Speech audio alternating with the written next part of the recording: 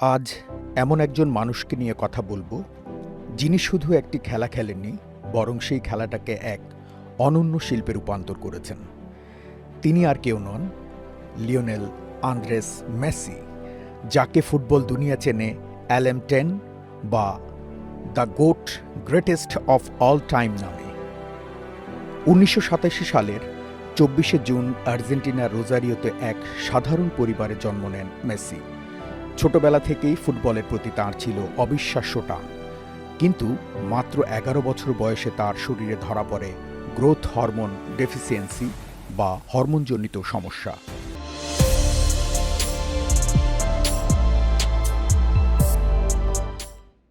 তাঁর পরিবারের পক্ষেতে সেই ব্যয়বহুল চিকিৎসা করা অসম্ভব ছিল।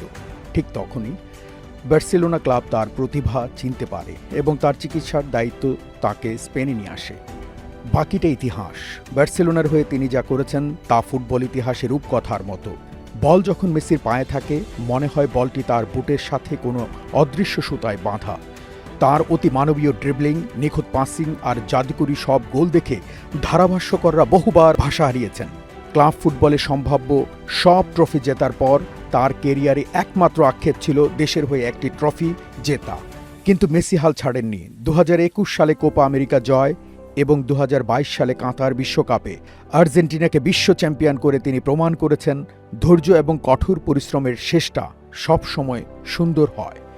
রেকর্ড ৮বার ব্যালন ডিওর জয়ই বলে দেয় ফুটবলে তার শ্রেষ্ঠত্ব কতটা অনস্বীকার্য। মেসি শুধু একজন ফুটবলার নন, তিনি কোটি মানুষের আবেগ এবং অনুপ্রেরণার নাম। মাঠের ভেতরে তিনি যেমন বিনয়ী, মাঠের বাইরেও একজন অসাধারণ মানুষ।